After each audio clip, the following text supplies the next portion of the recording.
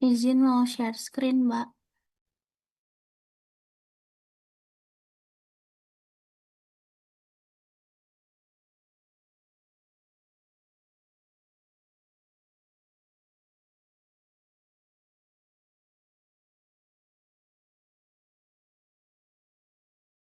Oke, mungkin langsung aku buka aja. Assalamualaikum warahmatullahi wabarakatuh.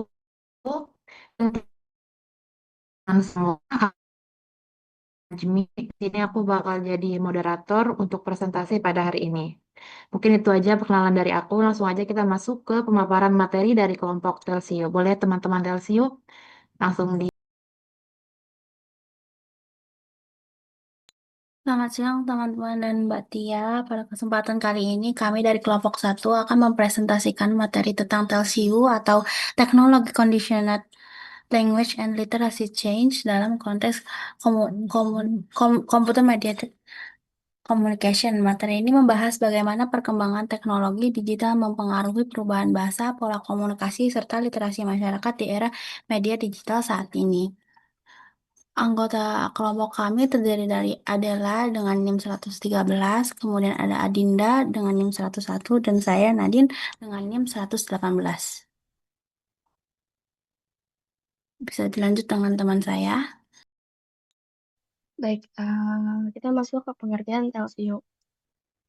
Model TLCU atau Technology Conditional Language and Literacy Change itu merupakan suatu kerangka konseptual yang digunakan untuk menganalisis hubungan antara perkembangan teknologi informasi dan komunikasi dengan perubahan dalam penggunaan bahasa serta praktik literasi. Menurut Bodomo dan Lee tahun 2001, dalam model TLCU terdapat aspek hubungan sebab akibat antara kemunculan teknologi baru dengan perubahan bentuk bahasa dan literasi. Jadi Chelsea itu tidak hanya menjelaskan bahwa teknologi itu berpengaruh terhadap bahasa saja, tapi ada hubungan sebab akibatnya.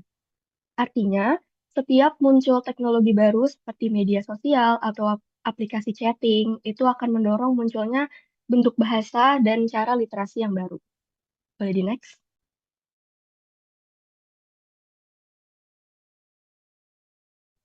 Oke, buat kita tadi udah tahu pengertian dari TLC itu apa, saatnya kita bahas mengenai latar belakang kenapa sih TLC itu bisa terjadi. Jadi TLCU atau Technology Conditioned Language and Literacy Change merupakan suatu model komunikasi yang dikembangkan oleh Adams Bodomo dan juga Carmen Lee pada tahun 2001, yang mana mereka berdua ini mengembangkan model tersebut di negara Hong Kong.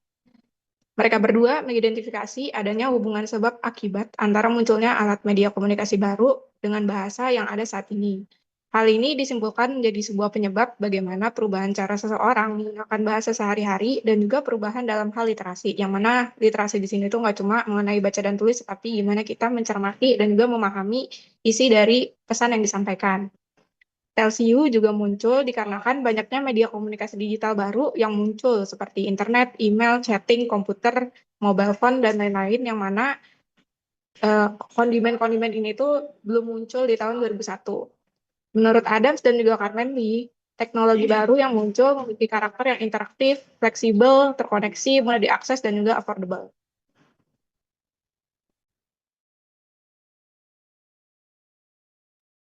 Setelah tadi satu latar belakang yang dibahas dari Adam dan juga Carmen, di sini ada beberapa latar belakang yang juga mereka bahas, yang dimana di antara itu ada selain dari faktor-faktor sebab akibat, Telsio juga muncul akibat dari respon terhadap era informasi yang ditandai dengan munculnya berbagai alat komunikasi digital seperti komputer, internet, email, dan juga handphone. Yang dimana media-media tersebut muncul sehingga memicu perubahan bentuk bahasa serta cara penggunaannya.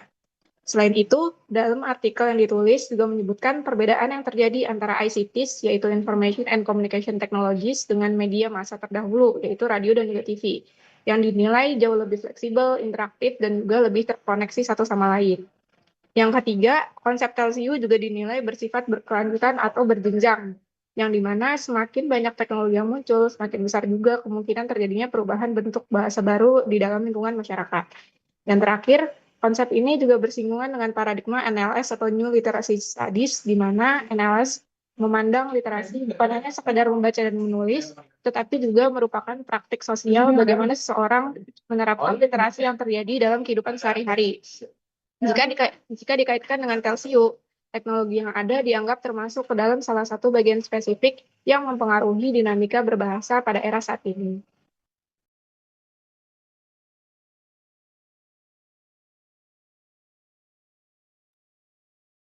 Yang selanjutnya adalah konsep utama Telsio. Terdapat 3 konsep utama yang menjelaskan bagaimana teknologi mempengaruhi perubahan bahasa, literasi, dan juga pola komunikasi di era digital.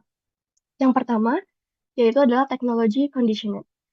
Teknologi conditioned menjelaskan bahwa teknologi menjadi faktor yang membentuk pola komunikasi manusia.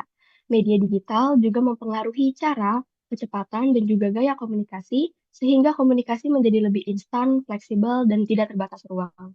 Contohnya seperti sekarang kita bisa langsung chat lewat WhatsApp ataupun DM Instagram, DM TikTok, dan itu bisa dibalas saat itu juga. Bahkan kita bisa ngobrol melalui video call tanpa harus ketemu langsung sama orangnya. Nah, ini tuh menunjukkan bahwa teknologi membuat komunikasi itu jadi lebih efisien dan tidak terbatas oleh jarak. Next. Yang kedua, yaitu adalah language change.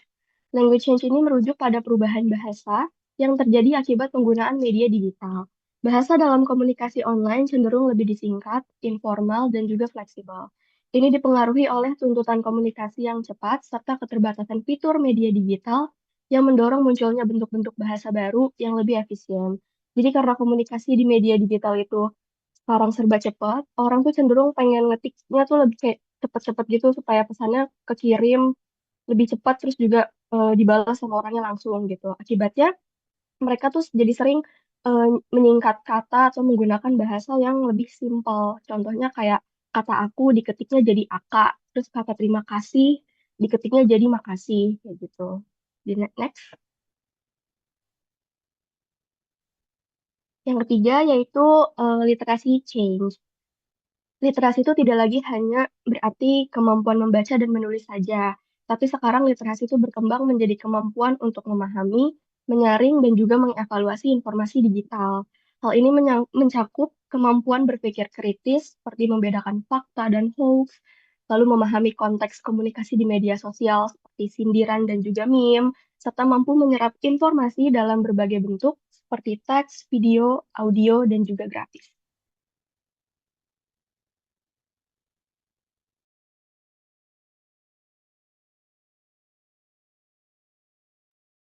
Selanjutnya, di sini kita bisa melihat bagaimana bentuk Telsiu di dalam CMC atau Computer Mediated Communication, yang mana CMC ini merupakan ruang yang mewadahi perubahan bahasa yang ada dalam media komunikasi digital. Hal ini bisa dilihat dari bagaimana media digital mengubah pola komunikasi manusia, seperti di contohnya tadi, mulai menggunakan singkatan kata, kemudian menggunakan emoji atau emoticon. Setelah itu ada penerapan berbahasa dalam handphone yang terkesan real time dan juga cepat, bukan lagi berkomunikasi secara langsung.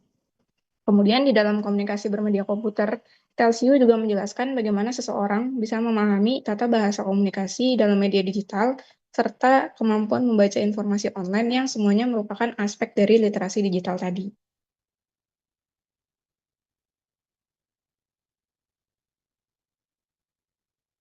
Selanjutnya, di sini ada dampak positif dari Telsiu yang mana terbagi ke dalam 2 hal, yaitu manfaat praktis atau manfaat yang biasanya bersinggungan dengan kehidupan sehari-hari, dan juga manfaat teoritis, yang mana manfaat teoritis ini langsung terhubung ke bagian akademis. Untuk manfaat praktisnya, yang pertama, komunikasi menjadi jauh lebih cepat. Yang kedua, mempermudah interaksi secara online. Yang ketiga, memperluas penggunaan berbahasa. Yang keempat, mendukung perkembangan literasi digital. Untuk manfaat teoritisnya, yang pertama, menambah kajian linguistik digital, mendukung terbentuknya teori NLS, yang ketiga, menjadi dasar penelitian dalam komunikasi digital. Untuk dampak negatif Telsius sendiri, yang pertama ada penggunaan bahasa formal, yang kedua ada pergeseran makna bahasa, kemudian ada berkurangnya kemampuan literasi mendalam, komunikasi jadi serba instan, menurunnya etika komunikasi digital, dan yang terakhir ada ketergantungan pada autocorrect dan AI.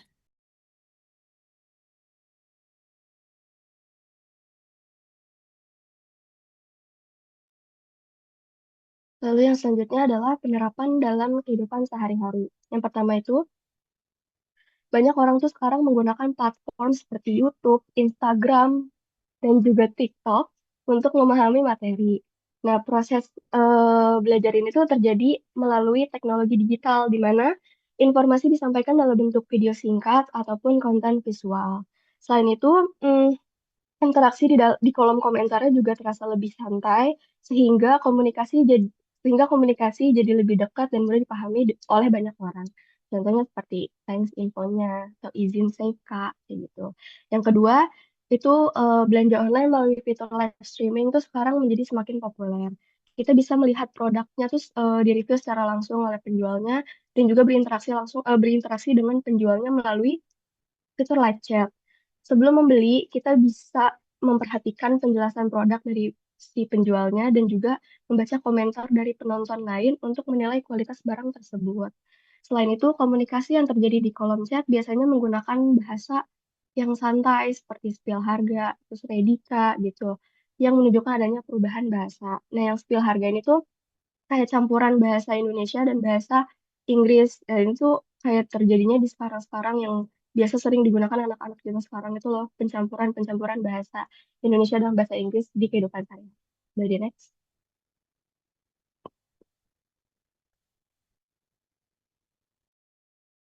Selanjutnya kita akan membahas studi kasus sekaligus hasil wawancara dari sebuah UKM yang ada di UPNVJ. Boleh di next?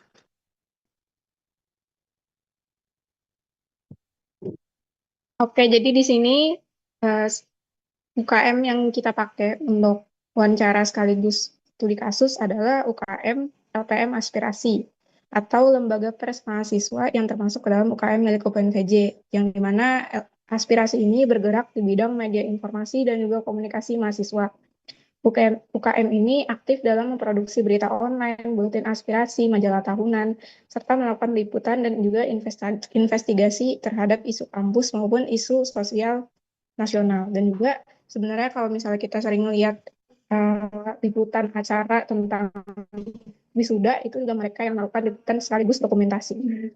Media digital yang mereka gunakan itu eh, meliputi Instagram, TikTok, serta website sarana penyebaran informasi atau yang biasa kita tahu itu Medium, di mana mereka anak dari aspirasi itu suka bikin akun Medium sendiri, kemudian mereka upload liputan sekaligus lebih ke pengembangan suatu cerita jurnalis dari mereka sendiri.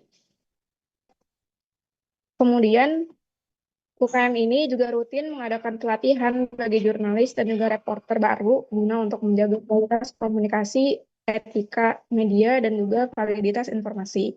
Dan kebetulan narasumber yang kita wawancara itu bernama Nazil Efriza, yang dimana jabatan dia itu sebagai humas yang sering melakukan liputan secara langsung di tempat kejadian perkara. Beliau sudah berada di UKM LPM Aspirasi selama kurang lebih 2 tahun.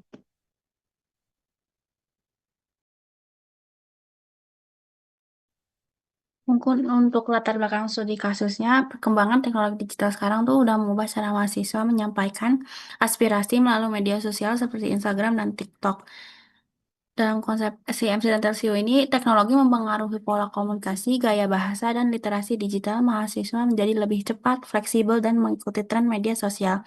Namun, media digital juga berpotensi menimbulkan hoax dan distorsi informasi.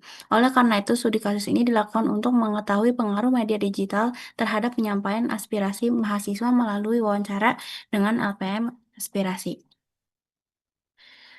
Untuk kaitannya hasil wawancara yang udah kami lakukan, apa yang aspirasi itu mereka menggunakan Instagram dan TikTok yang sudah disebutkan tadi sama Adele. Perbedaan gaya komunikasi mereka itu komunikasi dipengaruhi oleh karakteristik media digital yang digunakan.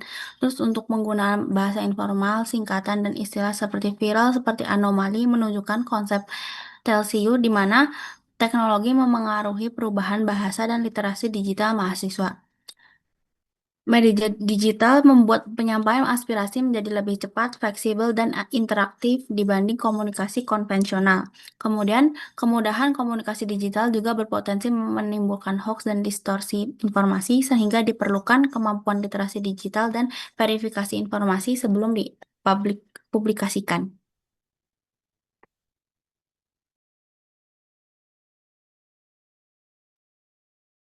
Baik, yang selanjutnya adalah analisis hasil wawancaranya. Berdasarkan hasil wawancara dengan narasumber, perkembangan media digital memberikan pengaruh besar terhadap cara mahasiswa berkomunikasi dan menyampaikan aspirasinya. Mahasiswa saat ini lebih aktif menggunakan media sosial seperti Instagram dan TikTok dibandingkan menggunakan media konvensional. Menurut narasumber, Instagram menjadi platform yang lebih efektif dalam penyampaian aspirasi karena informasinya dapat tersebar dengan cepat dan pengguna yang terlibat juga lebih jelas serta terarah. Selain itu, terdapat fitur seperti repost dan story yang mempermudah penyebaran informasi kepada mahasiswa lain. Menurut narasumber, media sosial juga mempengaruhi gaya bahasa mahasiswa.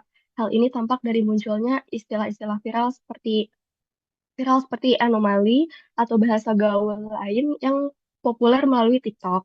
Narasumber menyebutkan bahwa kata-kata tersebut sebenarnya sudah ada dari sebelumnya, tetapi menjadi tren kembali karena digunakan secara masif di media sosial.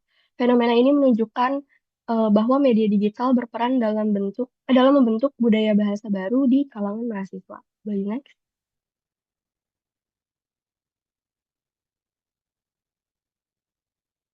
Selain itu, Telsiu juga terlihat dari adanya penyesuaian bahasa berdasarkan audiens dan konteks komunikasinya. Dalam praktiknya, LPM aspirasi menggunakan gaya bahasa yang berbeda sesuai dengan target pembacanya. Untuk isu formal, mereka tetap menggunakan bahasa akademis dan sesuai kaidah jurnalistik. Namun untuk menarik perhatian mahasiswa, bahasa yang mereka gunakan kadang disesuaikan dengan bahasa populer atau bahasa yang sedang tren di media sosial. Dari wawancara tersebut, terlihat bahwa media digital memberikan kemudahan dalam penyebaran aspirasi mahasiswa. Dalam perspektif computer mediated communication, media digital memungkinkan komunikasi berlangsung lebih cepat, interaktif, dan menjangkau audiens yang luas tanpa harus bertatap muka secara langsung. Namun, perkembangan media digital juga memiliki sisi negatifnya. Narasumber mengibaratkan media digital itu sebagai pisau bermata dua karena selain mempermudah penyebaran informasi, media digital juga dapat menyebabkan distorsi informasi, hoax, hingga propaganda.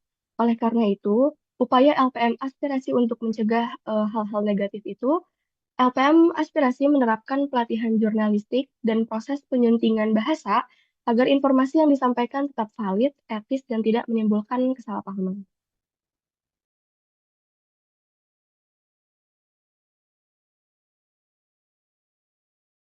Kesimpulannya, Telsium menjelaskan bahwa perkembangan teknologi digital memengaruhi perubahan bahasa dan literasi masyarakat. Media digital membuat komunikasi lebih cepat, fleksibel, dan interaktif, sekaligus memunculkan gaya bahasa baru yang lebih santai dan singkat. Namun, perkembangan ini juga memiliki dampak negatif seperti hoax dan distorsi informasi, sehingga diperlukan literasi digital dan kemampuan berpikir kritis dalam menggunakan media digital. Mungkin ini referensi yang kami gunakan. Sekian dari kami, mungkin ada yang ingin bertanya.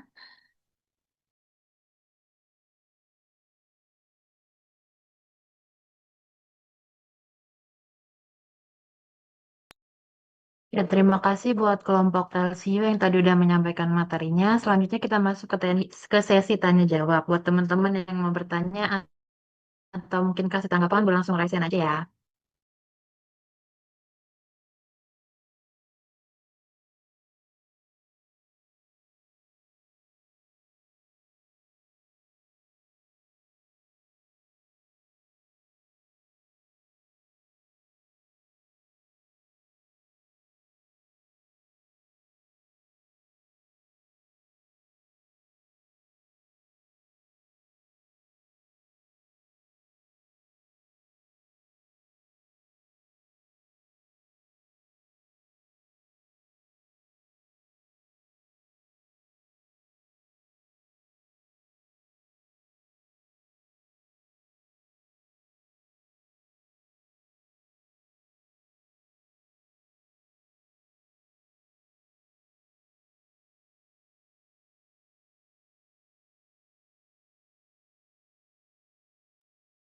Najmi selaku moderator ya.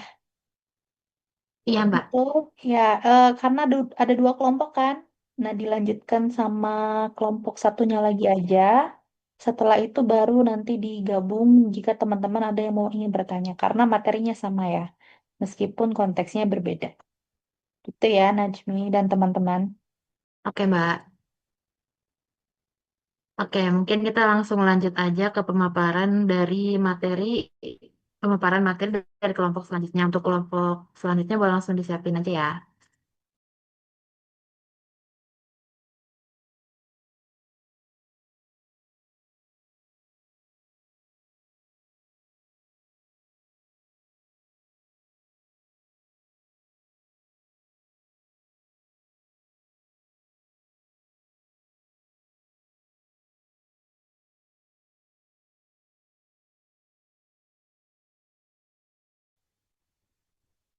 Oke, sebelumnya makasih banyak atas kesempatannya.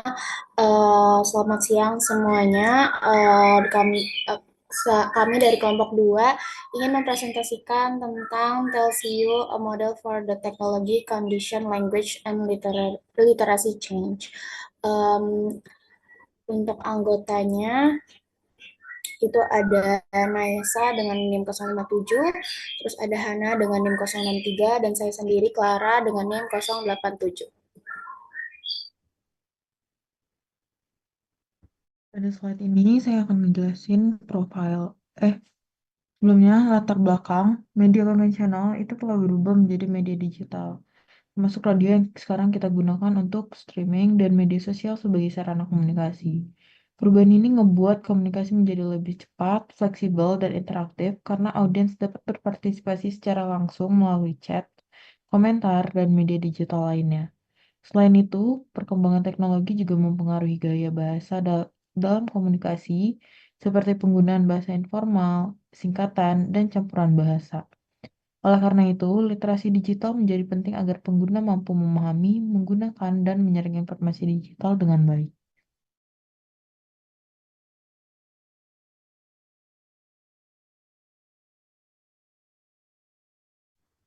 Untuk definisi TLCU sendiri, itu adalah model yang menjelaskan bahwa perkembangan teknologi komunikasi itu mempunyai hubungan kausal dengan perubahan bahasa dan literasi. Menurut Bodomo, pada tahun 2010, kemunculan media dan alat komunikasi baru mendorong terciptanya bentuk bahasa, cara komunikasi, dan praktik literasi baru.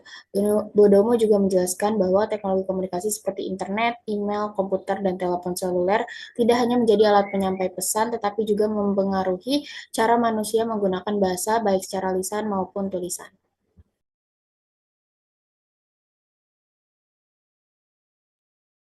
Selanjutnya ada model TLCU. Jadi sekarang kita lihat bagaimana model ini bekerja. Jadi bagian atas ini ada New ICTs, itu teknologi informasi dan komunikasi baru. Ini tuh mencakup tiga hal. Ada media, contohnya kayak komputer, internet, World Wide Web. Lalu ada tools, itu ada hardware, software, alat tulis digital, ponsel. Lalu ada karakteristik atau interaktivitas, konektivitas, fleksibilitas, dan aksesibilitas. Nah, semua ini tuh masuk ke kotak yang tengah TLCU ini, yang berperan sebagai mekanisme atau proses penghubung. Nah, dari sini tuh TLCU menghasilkan output di bawahnya, yaitu new forms, kayak bentuk bahasa baru, misalnya Technobabble. Lalu new users, cara penggunaan bahasa baru, misalnya mobile phone Chinese, dan new literacies, atau bentuk literasi baru, misalnya literasi digital. Nah, di sini juga ada panah dua arah antara TLCU ke New ICTs. Artinya, hubungannya ini tuh tidak satu arah. TLCU ini juga mengakui proses sebaliknya, di mana produk bahasa baru pun bisa memengaruhi perkembangan teknologi selanjutnya. Misalnya, ada emoji baru yang ditambahkan ke keyboard karena demand atau tuntunan pengguna. Next.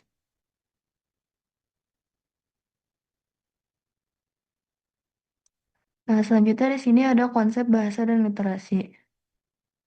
Jadi bahasa dalam kerangka TLC ini tidak dipandang sebagai sistem yang tetap dan statis. Bahasa ini adalah aktivitas sosial, jadi dia ini hidup, bergerak, dan terus berkembang mengikuti kebutuhan masyarakat. Kajiannya ini mencakup sejarah, perkembangannya, proses pemerolehan, dan cara penggunaannya dalam kehidupan sehari-hari. Artinya cara orang menggunakan bahasa itu bisa berubah tergantung situasi dan teknologi yang digunakan. Misalnya bahasa di sosmed itu beda dengan bahasa formal di jurnal atau surat resmi. Lalu ada literasi. Nah, di sini tuh pada dasarnya literasi itu berarti kemampuan membaca dan menulis. Nah, literasi juga mencakup kemampuan memahami, mengolah, serta menggunakan simbol dan sistem bahasa untuk berkomunikasi. Lalu seiring teknologi berkembang, muncullah bentuk-bentuk literasi baru seperti literasi digital, media, dan informasi. Dan keduanya ini saling terhubung melalui konsep hubungan bahasa dan literasi. Jadi literasi hadir melalui penggunaan bahasa dalam teks dan wacana. Dan maknanya dan praktiknya pun bisa berbeda tergantung konteks sosial dan budaya. Dalam komunikasi modern, bahasa lisan dan tulisan ini sering saling berpadu, terutama di media digital. Dan disinilah TLCU bertemu dengan NLS atau New Literacy Studies, di mana ini tuh dipahami sebagai praktik sosial yang dipengaruhi lingkungan dan budaya. Dan TLCU ini sejalan dengan NLS karena melihat penggunaan bahasa selalu bergantung pada konteks. Dan perkembangan ICT ini menciptakan bentuk komunikasi dan praktik literasi baru di masyarakat digital. Next.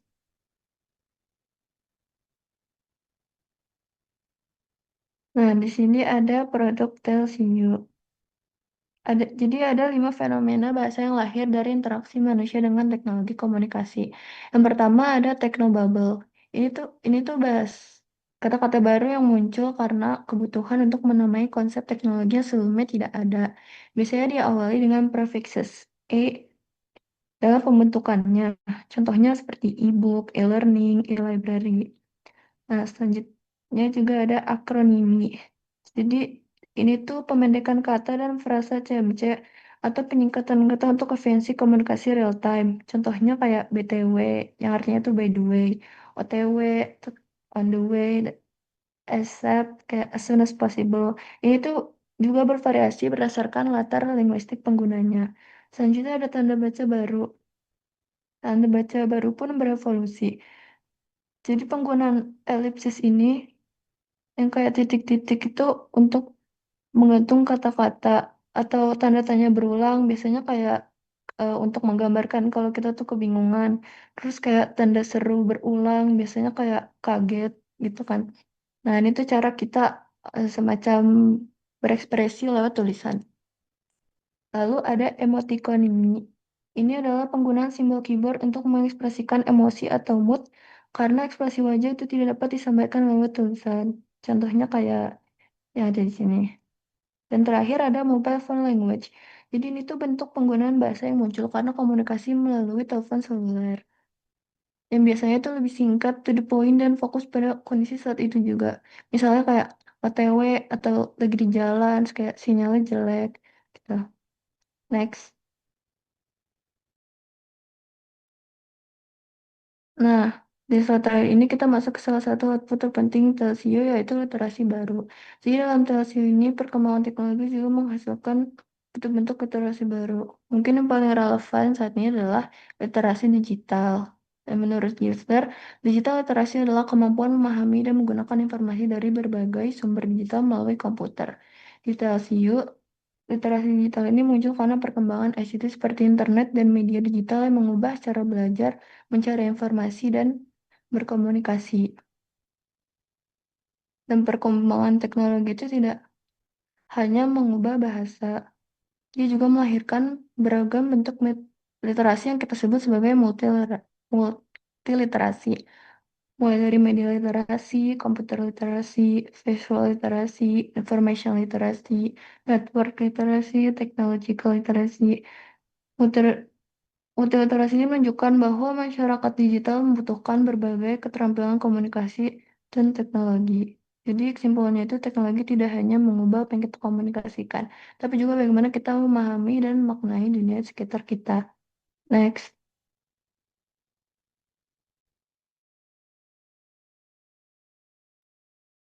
Selanjutnya ada dampak.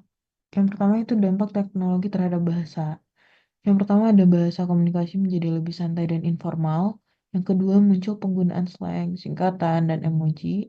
Yang ketiga, campuran bahasa Indonesia, Inggris semakin sering digunakan. Yang keempat, ada gaya komunikasi lebih cepat dan fleksibel. Yang kelima, audiens dapat mempengaruhi cara penyiar berbicara melalui interaksi digital. Dan selanjutnya ada dampak terhadap literasi digital. Yang pertama ada kemampuan memahami informasi digital dengan cepat, kemampuan berinteraksi di media digital, skill mencari dan menyaring informasi, meningkatkan critical thinking dalam komunikasi digital, memahami penggunaan media digital secara bijak dan aman.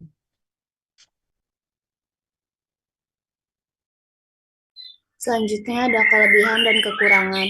Untuk kelebihannya sendiri ini membantu memahami pengaruh teknologi terhadap cara manusia berkomunikasi.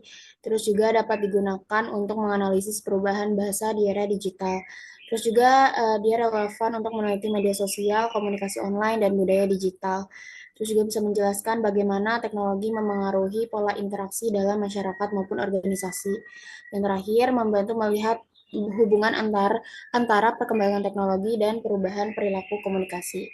Untuk kekurangannya itu pertama terlalu berfokus pada pengaruh teknologi sehingga faktor lain kadang kurang diperhatikan. Terus yang kedua, tidak semua perubahan bahasa atau komunikasi disebabkan oleh teknologi. Dan selanjutnya analisisnya cenderung luas sehingga terkadang sulit digunakan secara spesifik. Terus perkembangan teknologi yang sangat cepat membuat analisis mudah berubah. Dan yang terakhir itu membutuhkan pemahaman tentang teknologi dan komunikasi secara bersamaan agar dianalisis lebih cepat, agar analisis lebih tepat.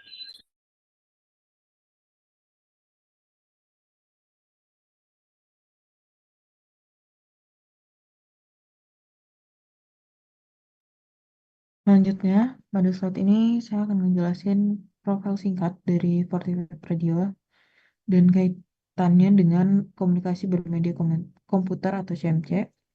Data dan informasi ini diperoleh berdasarkan hasil dari wawancara kami dengan Mirza Alizi, yang merupakan mahasiswa ilmu komunikasi 24 yang menjabat sebagai Face of Station Manager Fortiweb Radio periode 2025-2026. Fortiweb Radio sendiri merupakan kelompok studi mahasiswa atau KSM yang berada di bawah naungan Senat Mahasiswa Visip UPN Veteran Jakarta dan berdiri sejak tahun 2008. Organisasi ini bergerak di bidang broadcasting dan media kampus dengan kegiatan utama berupa siaran radio melalui website dengan frekuensi 107,8 FM. Program-program mereka siarannya terdiri dari hiburan, musik, berita, olahraga, dan berbagai konten khas mahasiswa.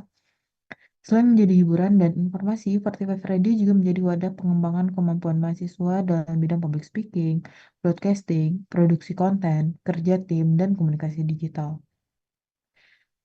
Dalam konteks komunikasi bermedia komputer atau CMC, boleh balik lagi. Dalam konteks komunikasi bermedia komputer atau CMC, komunikasi di Fortifive Radio dilakukan melalui media digital, baik untuk komunikasi internal maupun eksternal. Komunikasi internal biasanya dilakukan melalui grup chat dan koordinasi online untuk pembagian tugas, briefing, dan pengiriman file produksi. Sedangkan komunikasi eksternal dilakukan melalui radio streaming, media sosial, website, serta berbagai konten digital lainnya. Hal ini menunjukkan bahwa Fortifive Radio tidak hanya berfungsi sebagai radio kampus, tetapi juga bisa sebagai organisasi media digital yang memanfaatkan teknologi komunikasi dalam aktivitasnya. Boleh next.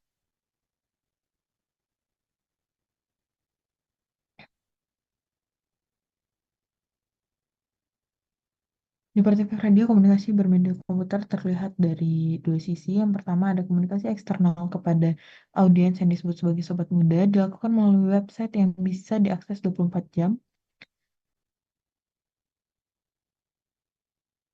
Siaran streaming, konten media sosial, artikel, video, dan publikasi kegiatan. Kedua komunikasi internal organisasi melalui grup chat di Line dan WhatsApp, dokumen digital, jadwal online, brief konten, koordinasi divisi, serta pertukaran file produksi seperti naskah siaran, poster, audio, dan video.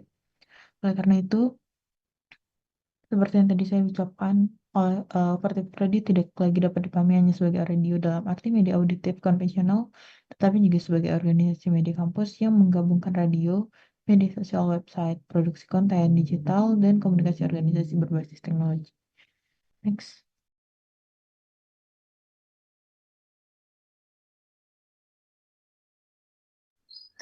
Selanjutnya, pengaruh teknologi di Fortify Radio. Teknologi ini kan punya peran penting dalam aktivitas komunikasi Fortify Radio sendiri. Dan anggota organisasi juga nggak cuma ngelakuin siaran radio, tapi juga dituntut untuk mampu membuat konten digital, mengelola media sosial, melakukan editing audio maupun video,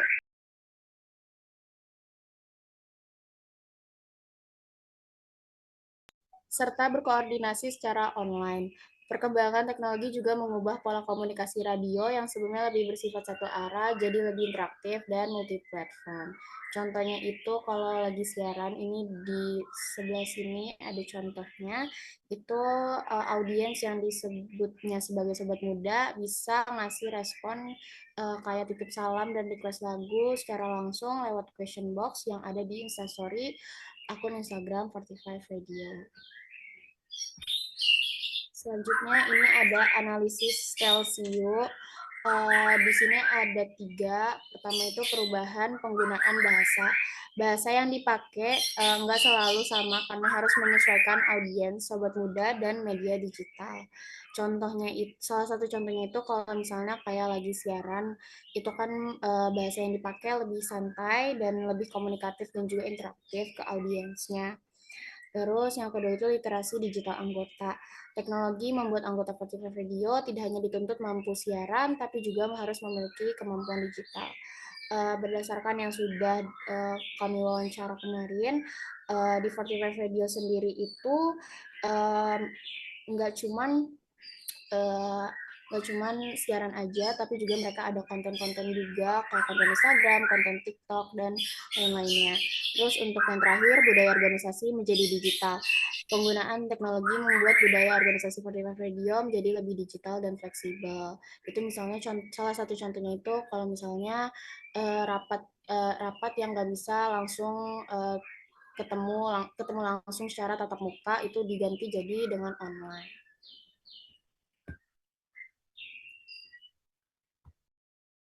Jadi kesimpulannya adalah teknologi ini memiliki peran besar dalam mengubah cara komunikasi dan cara kerja organisasi radio kampus.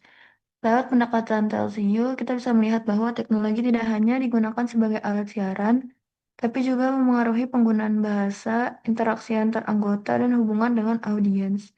Perkembangan media digital ini membuat komunikasi menjadi lebih cepat, interaktif, dan menuntut anggota untuk memiliki kemampuan literasi digital agar dapat menyesuaikan diri dengan kebutuhan media modern. Eh, Mungkin segitu aja dari kelompok kami. Terima kasih atas perhatiannya. Ada yang ingin bertanya? Oke, makasih buat teman-teman dari kelompok Telsi yang kedua udah menyampaikan materi. Buat teman-teman yang mau bertanya atau mungkin kasih tanggapan, boleh langsung raise aja ya.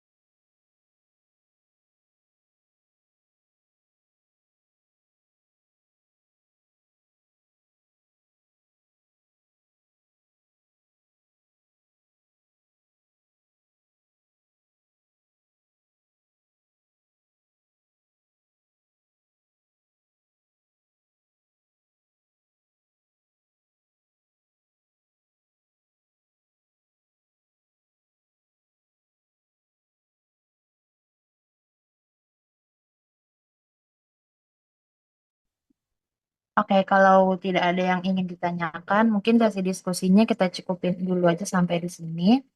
Sama aku mungkin mau memberikan sedikit kesimpulan dari materi hari ini yang disampaikan oleh teman-teman dari kelompok Telsio. Jadi, secara keseluruhan, materi ini itu menjelaskan bahwa perkembangan teknologi digital sangat memengaruhi cara manusia berkomunikasi, menggunakan bahasa, dan juga memahami informasi. Konsep Celsius sendiri menunjukkan bahwa media digital seperti Instagram, TikTok, WhatsApp, dan internet membuat komunikasi menjadi lebih cepat, fleksibel, dan interaktif, tapi juga memunculkan perubahan bahasa yang lebih santai, singkat, dan juga mengikuti tren. Selain membawa dampak positif seperti mempermudah komunikasi dan meningkatkan literasi digital, perkembangan ini juga memiliki sisi negatif, misalnya munculnya hoaks, distorsi informasi, serta menurunnya penggunaan bahasa formal. Karena itu, masyarakat perlu memiliki kemampuan literasi digital dan berpikir kritis agar dapat menggunakan media digital secara bijak dan bertanggung jawab.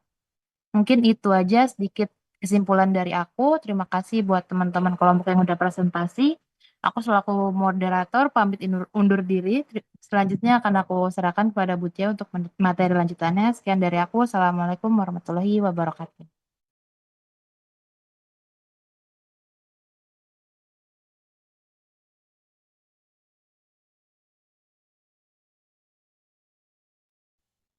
Ya, baik. Terima kasih kepada dua kelompok yang sudah presentasi ya, studi kasus tentang Telsiu. Oke, saya baru sadar di layar saya ada Jaehyun ikut kuliah saya ya, Clara. Dari tadi saya lihatin Clara bukan gitu. Tapi nggak apa-apa, nggak masalah ya.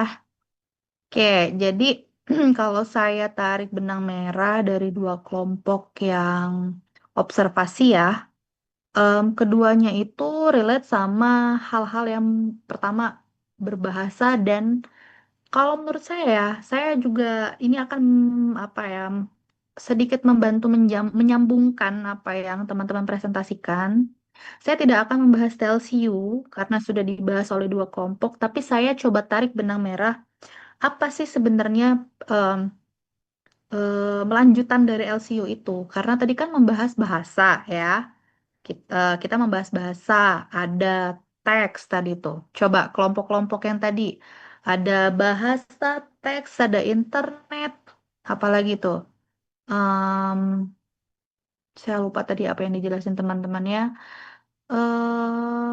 Kalau nggak salah tadi ada hmm,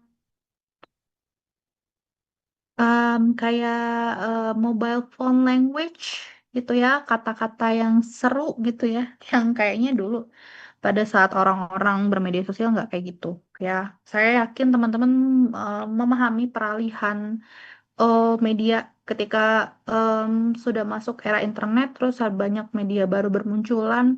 Kalian pasti sadar juga bahwasannya apa yang dilakukan oleh 45, tadi satu lagi apa ya teman-teman kelompok sebelumnya ke lembaga apa tadi di UPN ya? UKM apa ya? Boleh ditulis di LPM komen Mbak. aspirasi, Mbak. Oh, coba tulis-tulis di komen aja. Eh, UKM aspirasi ya.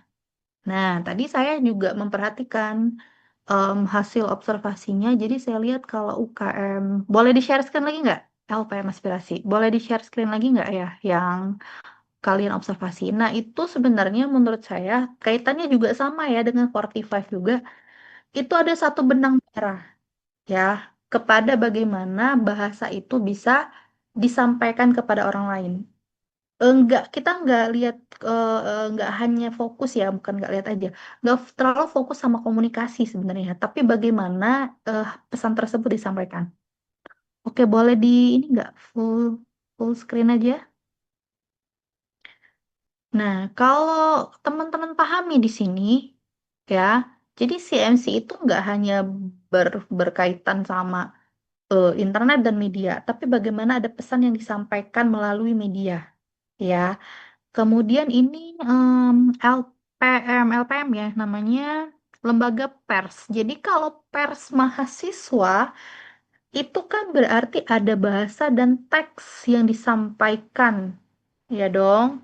Kemudian di sini saya highlight ada media digital yang digunakan untuk mengupload output jurnalistik dari mereka meliputi Instagram, TikTok, serta website sarana penyebaran informasinya. Ya, jelas nih mereka punya mediumnya. Pesannya mereka ada, mediumnya ada, dan mungkin penikmat berita mereka juga banyak ya. termasuk tadi 45 juga ya, sama. Kaitannya dengan jurnalistik, apa namanya, ada bahasa juga ya, bahasa atau pesan yang disampaikan, ada Instagram ya tadi kalau nggak salah 45 juga, em, melalui siaran suara, itu radio, sekarang radio nggak sekaku dulu mungkin ya, apalagi radio mahasiswa pasti seru-seru. Ya, kemudian melakukan pelatihan bagi jurnalis atau reporter guna menjaga kualitas komunikasi, etika media, dan validitas informasi. Ya, itu ya. Jadi kalau kaitannya dengan konsep TLCU, jadi em, teknologi itu nggak hanya media aja ya, nggak apa ya. Jadi itu sarana pendukung bagi kita yang dimana ada pesan yang disampaikan melalui media sebagai medium untuk em, memberikan kayak kalau kita tuh disebutnya netizen ya, netizen. Bagi netizen untuk mengekspresikan diri di media sosial gitu ya. Jadi ketika tadi ada muncul contoh-contoh kasus itu kan cara baru orang-orang berkomunikasi ya, cara baru netizen berkomunikasi kan. Kalau kalian perhatikan itu kolom komentar mau dimanapun, mau di Instagram, TikTok atau misalnya di Twitter, hal-hal yang bersifat tekstual itu tidak lagi baku teman-teman ya. Terutama di TikTok sih kalau saya perhatikan itu komentar-komentarnya itu sangat menarik ya, sangat menarik. Eh, dan ada kata-kata baru, kalimat-kalimat baru. Ya, itu terjadi karena apa? Karena media sebagai medium pembawa pesan, kemudian kita sebagai audiens memanfaatkannya, itu terjadi banyak perubahan-perubahan baru.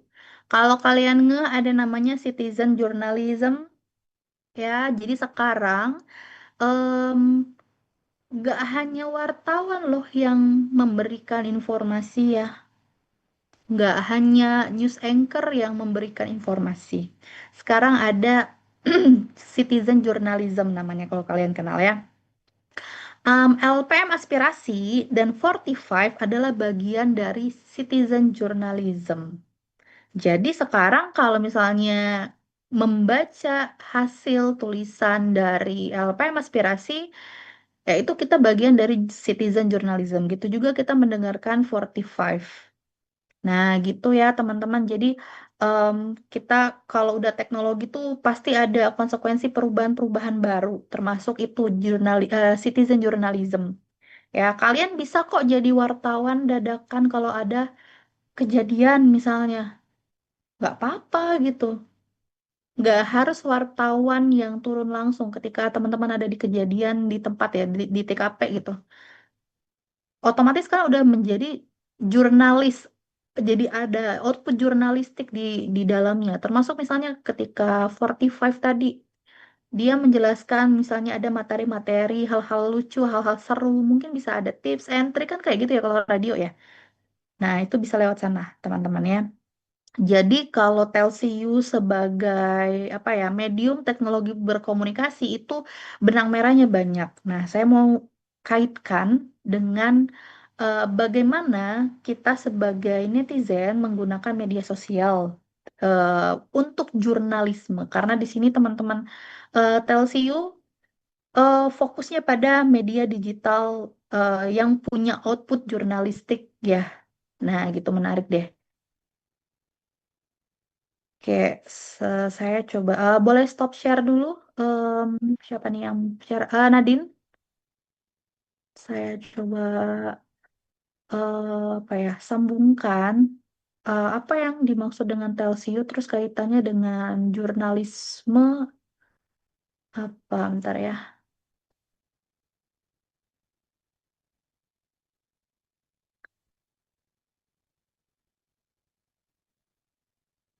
Nah ini, sorry sorry, bukan di sini ya. Sebentar.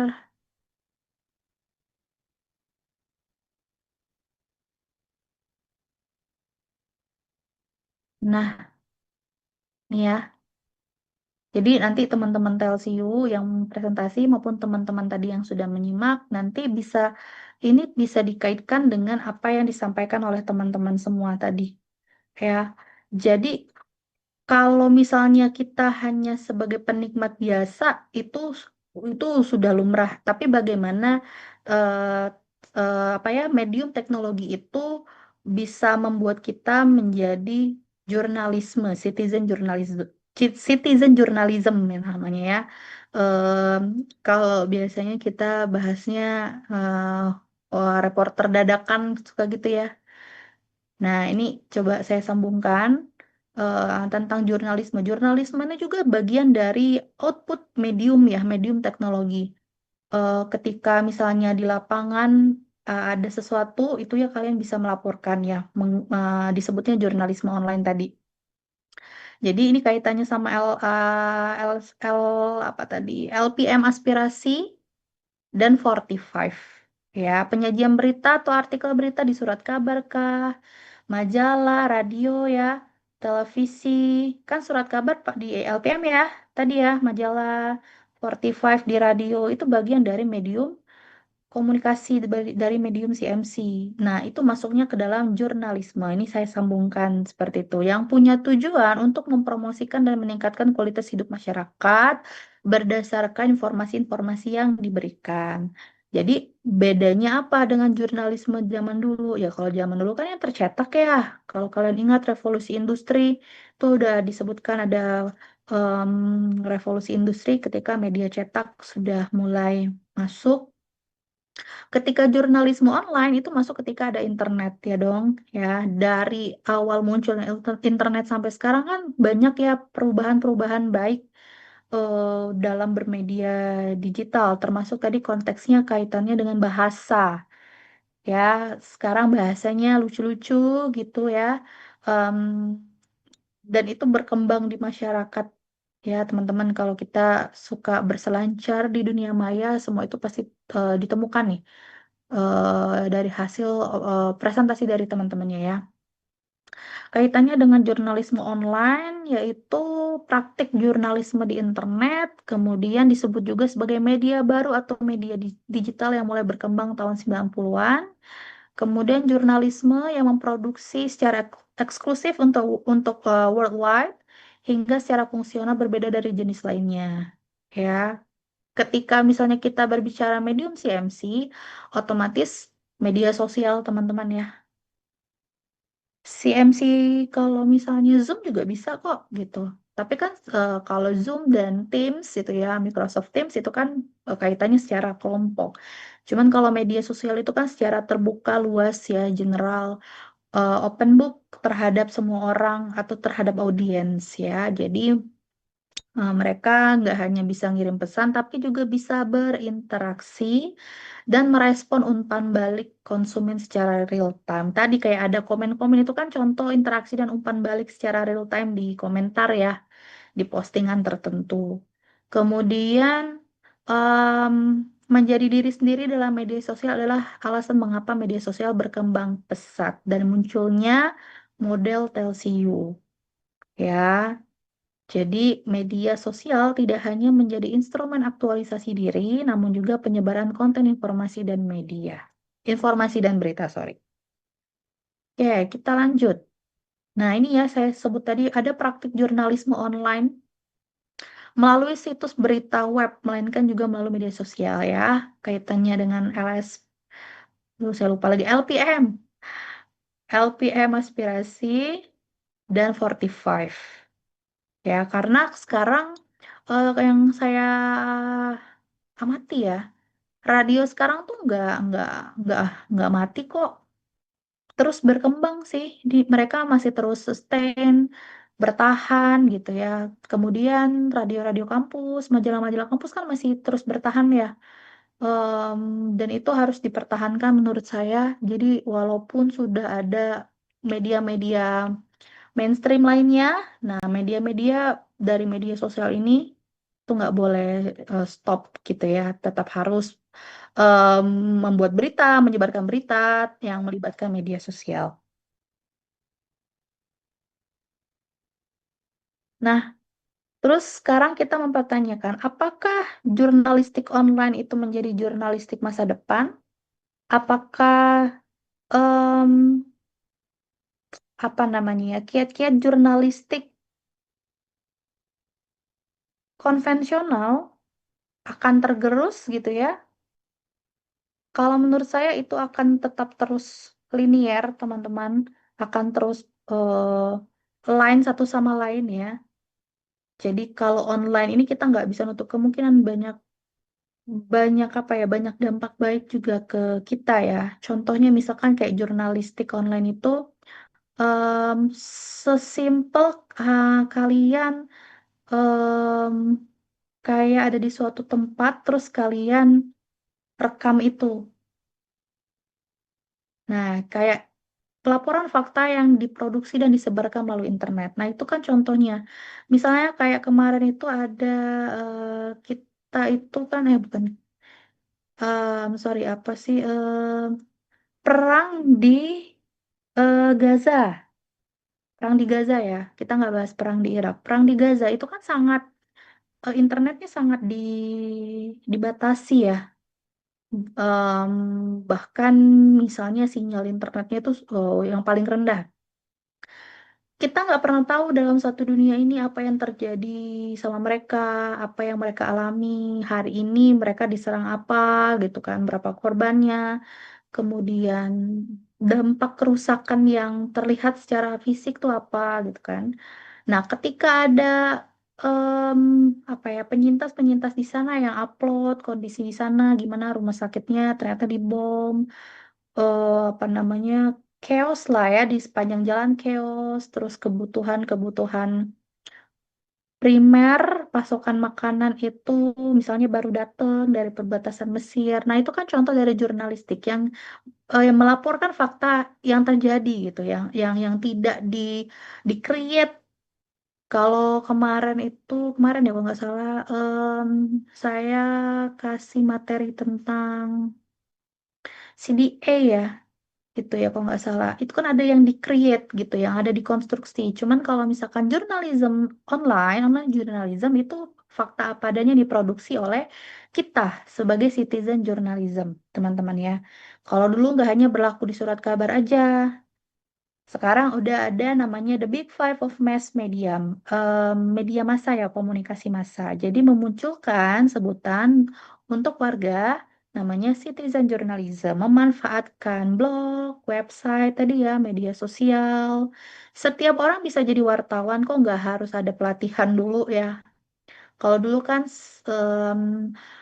wajib orang yang punya kompetensi atau yang punya lisensi biasanya ya, yang boleh turun ke lapangan untuk meliput, apa ya, menyebarkan berita gitu melalui media-media yang mereka punya. Misalnya di televisi atau radio gitu kan, di koran. Tapi sekarang teman-teman juga bisa kok jadi citizen journalism. Nggak ada batasan kalian harus punya lisensi, nggak ada batasan kalian harus punya kompetensi khusus misalnya, nggak masalah gitu. Yang penting faktanya informasi itu tersampaikan melalui medium, ya mediumnya melalui media sosial. Seperti itu, teman-teman. Maksud dari citizen journalism kaitannya dengan TLCU. Kemudian karakternya seperti ini ya. Jadi em, ada di buku ini ya. Saya tuh ada PDF-nya nanti saya kirim aja tentang karakter jurnalistik online. Coba apa apa yang kalian dapatkan manfaat baiknya dari jurnalistik online? Boleh di-share nggak di kolom obrolan? Karena ini kita kan bicara citizen journalism. Boleh share nggak apa yang pernah kalian lakukan? Misalnya memberikan informasi atau berkomunikasi lewat media. Misalnya kalian pernah ngomen di mana? Apa pernah ngomen di Lambe Turah misalnya? Atau memberitakan sesuatu di sekitar lingkungan teman-teman? Ya, boleh coba di-share dulu ya. Saya pengen tahu cerita-ceritanya.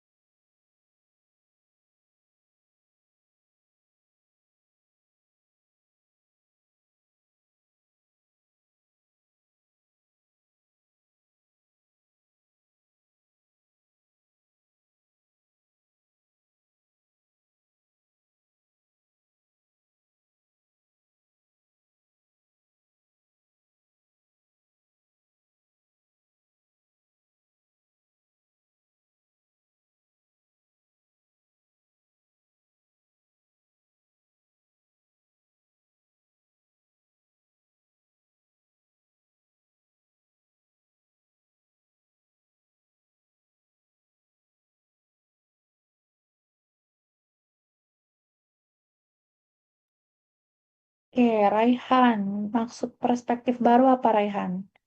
Misalnya teman-teman pernah nggak jadi jurnalisme online? Pernah melaporkan apa atau komen apa gitu di mana kira-kira?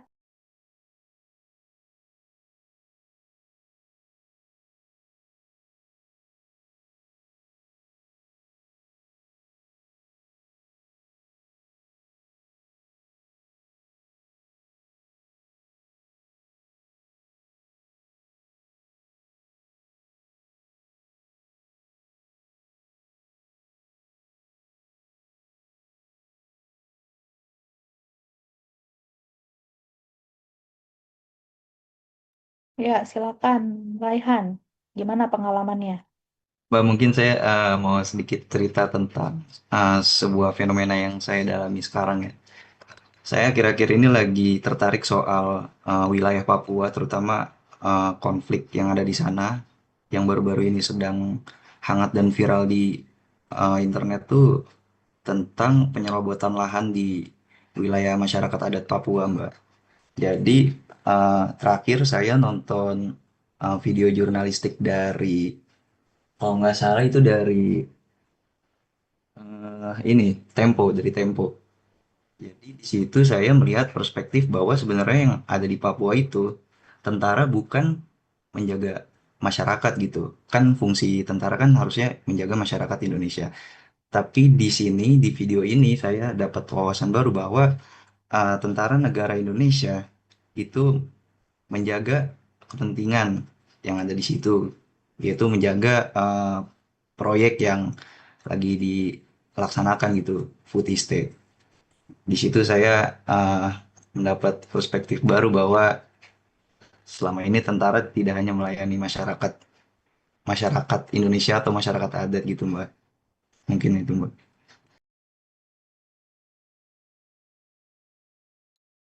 Oke, good. Sama ini ya, kemarin ada sejenis jurnalistik online ya.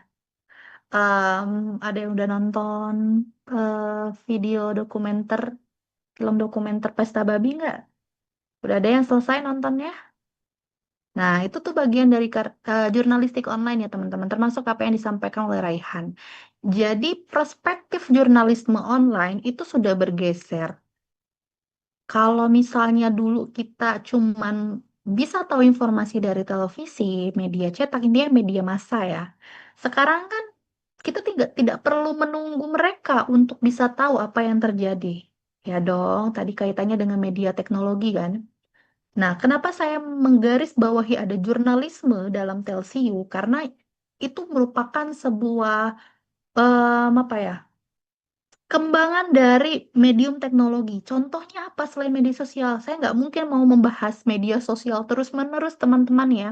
Itu memang medium kita. Tetapi output lain dari media sosial itu kan salah satunya ada jurnalistik online ya.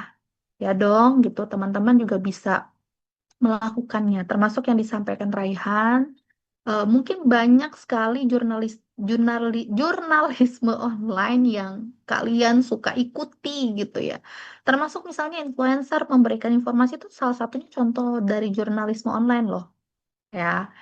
Nah, kemudian ketika kita melihat ada perspektif lain itu kan bisa menjadikan kita tahu situasi sebenarnya dan itu kan bisa terkait tadi dengan ranah literasi digital ya yang teman-teman sampaikan berkenaan dengan bahasa, orang menjadi terliterasi, orang menjadi punya pemahaman baru, kayak tadi Rehan bilang, perspektif baru, karena ada kaitannya dengan jurnalisme online, gitu.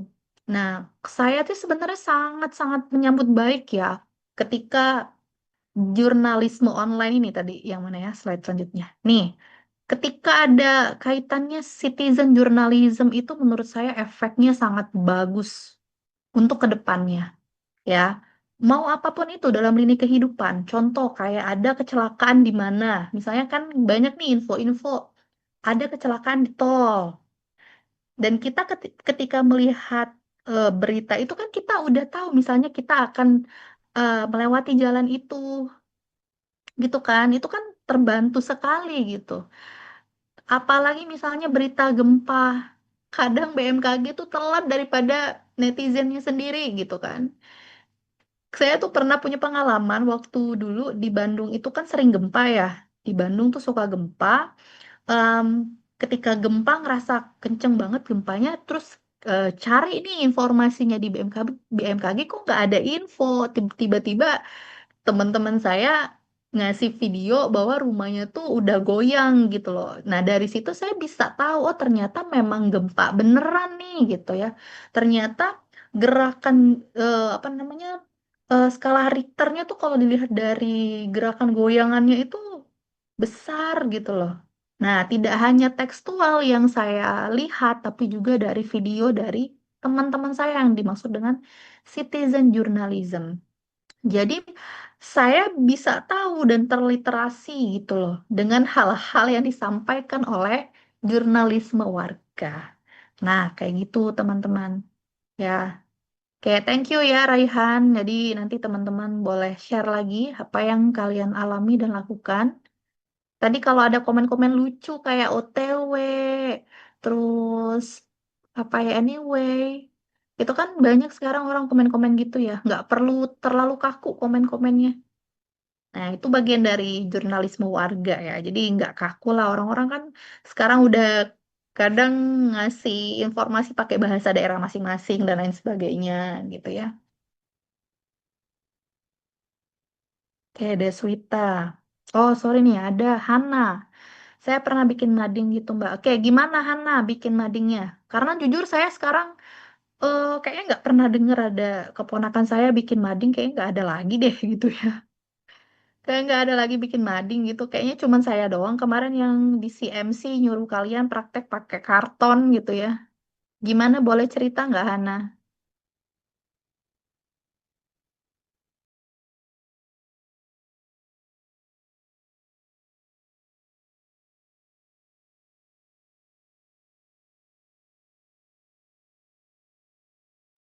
Halo Hana, ada Hana? Menyusul ya Hana ya. Kalau Deswita, kalau saya di Five TV selalu ada liputan. Jadi kami bisa ambil angle berita tidak dari satu pihak saja. Jadi bisa tahu dari dua pihak pertentangan dan liputannya diupload di Reels, Instagram, makin banyak pandangan baru. Iya, tadi sama yang saya sampaikan, saya konfirmasi dan saya teruskan dari Raihan ya. Jadi dengan adanya jurnalisme online ini kita punya berbagai perspektif baru. Bisa jadi nih ya, nah tadi saya bilang ada info kecelakaan di tol. Mungkin dari angle yang satu jalur searah gitu ya. Kita nggak pernah tahu ada informasi dari arah berlawanan. Seperti apa sih chaos yang terjadi. Misalnya ditutupnya berapa lama gitu ya. Apa em, dialihkan atau gimana gitu kan. Nah ya gitu. Oke, thank you ya Desita. Yang lain ada teman-teman? Silakan. Nah, menurut saya ini 7 potensi ya, gimana jurnalisme online itu yang bersumber dari kita, dari masyarakat itu bisa tersampaikan dengan baik. Jadi nanti teman-teman kalau nanti mau jadi citizen journalism, kalian harus tahu 7 potensi ini. Ya, saya yakin setiap kalian punya potensi untuk menjadi medium ya, menjadi medium, menyampaikan lewat medium yang kalian punya. Ya, silakan coba dibaca dulu. Ada audience control, audiens leluasa dalam memilih berita. Saya yakin kayak em, kita pendengarnya ya, ke radio kan banyak ya. Radio tuh banyak loh. Media kita mendengarkan sebuah informasi, melihat, membaca, itu kan banyak ya. Jadi eh, media, medium teknologi ataupun media sosial itu kan juga tidak terbatas ya banyak. Nah, sekarang tinggal citizen aja nyamannya mau milih berita yang mana. Atau misalnya di radio itu kan ada bahasanya pendengar khusus ya, pendengar setia ya kan. Mereka sangat loyal biasanya dalam memilih medianya gitu. Jadi nggak ada paksaan ketika ada statement audiens leluasa dalam memilih berita. Ya, dan mungkin em, apa ya, sebagai produsen media, orang-orang yang punya media gitu ya, baik sosial maupun massa, mereka harusnya tahu target audiensnya siapa. Ya, misalnya saya nggak suka dengerin hard rock misalnya. Ya, saya misalnya nggak suka dengerin hard rock. Saya pindah ke Prambors misalnya. Nah, itu kan sesuatu yang sangat cepat terjadi dan nggak bisa mereka mereka batasi gitu kan ya. Karena mungkin audiens ngerasa secara informasi yang mereka sampaikan tidak sesuai dengan prinsip mereka atau nggak asik atau lain sebagainya gitu ya. Dan mungkin audiens leluasa dalam memilih berita ini, audiens bisa mendengarkan, mendapatkan informasi dari media apa aja. Misalnya tiba-tiba nonton TV, nanti pilih RCTI, nanti pilih TV One, nanti pilih apa namanya Kompas, diganti-ganti gitu mau cari berita itu bisa. Kemudian misalkan mau dengerin radio, radio apa aja didengerin. Hari ini radio, radio apa, besok, lusa, dan seterusnya. Kemudian teman-teman punya punya kapasitas untuk membaca, membaca buku apa aja. Ya, termasuk tadi em, mana tadi namanya LPM aspirasi. Mereka kan tahu bahwa segmentasi audiensnya siapa. 45 juga segmentasi audiensnya siapa. Ya, jadi kita sebenarnya punya keleluasaan itu, gitu ya. Jadi nggak hanya terpatok tadi saya bilang harus punya kompetensi, harus punya lisensi, harus orang yang pernah lama bekerja di media itu kan nggak harus teman-teman kalau kita bahas jurnalistik online. Kemudian lanjut ke non-linearity, setiap berita yang disampaikan dapat berdiri sendiri. Ya, memungkinkan setiap berita yang disampaikan dapat berdiri sendiri, sehingga pembaca tidak harus membaca secara berurutan. Pembaca bisa memulai dengan berita baru, bahkan bisa mulai dengan berita yang diposting 1-2 tahun. Ya, jadi mungkin bisa ada kaitannya dengan postingan-postingan yang lalu, kejadian-kejadian yang lalu gitu ya. Bisa jadi misalkan ada orang yang memberitakan tentang A, tiba-tiba di tahun depan juga masih linear itu data-datanya ya. Kemudian ada storage dan retrieval. Berita tersimpan dan bisa diakses kembali dengan mudah oleh masyarakat. Nah ini ya, jadi semua yang sudah diupload itu biasanya masih terekam ya. Jejak digitalnya tuh masih banyak ya biasanya. Kayak misalnya kemarin saya nonton Pesta Babi itu, tiba-tiba hilang gitu kan. Kok nggak ada nih saya, kok terhenti nontonnya. Ternyata setelah saya cari tahu lagi udah banyak di-record oleh orang-orang lain. Nah, itulah namanya citizen journalism tadi. Nggak dihapus satu, lainnya tuh muncul. Nah, jadi akan terus bisa kita akses kapanpun. Nah, itulah makanya kekurangan dari jurnalisme online juga kayak gitu. Misalkan ada hal-hal yang udah terlanjur viral di masyarakat dan tidak bisa dihapus, itu sangat riskan ya teman-teman ya. Tetapi so far kalau misalkan tentang storage dan retrieval itu kita bisa temukan lagi beritanya. Termasuk misalnya ada berita-berita di TikTok ya tentang apa yang terjadi hari ini gitu ya. Itu kalau kita searching lagi, misalnya kalian pakai Boolean logic itu bisa muncul kok, nggak akan hilang. Ya, kemudian ada unlimited space, jumlah berita yang disampaikan menjadi lebih lengkap. Tadi saya bilang pas saya konfirmasi pernyataan Raihan tadi ya, ketika di media massa, media cetak, itu terbatas informasinya, tapi kalau udah jurnalistik online itu akan unlimited ya, nggak terbatas itu informasi, fakta, dan datanya, teman-teman ya. Mungkin kalian tadi dihapus satu pasti ada lagi. Jadi ruang tanpa batas kalian bebas mengekspresikan diri, mau upload gitu ya. Jumlah kalian mau upload juga misalnya ada tadi mau wawancara, bukan wawancara ya, kayak hmm, macet aja ya, macet di MRT Lebak Bulus tuh kan macet banget ya. Lebak Bulus, Fatmawati. Nah, itu kan kalian kalau mau itu bisa bisa jadi jurnalisme online. Kalian sampaikan bahwasannya macet setiap hari gitu ya.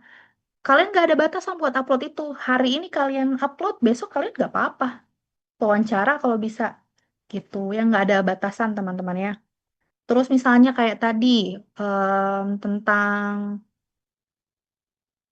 LPM aspirasi, dia nggak mungkin punya batasan untuk bisa memberikan informasi dong. Ya namanya mereka majalah kan ya, mereka majalah, artikel itu akan terus hadir gitu ya. Kemudian 45 juga sampai streaming 24 jam, itu udah disebut unlimited space ya teman-teman ya.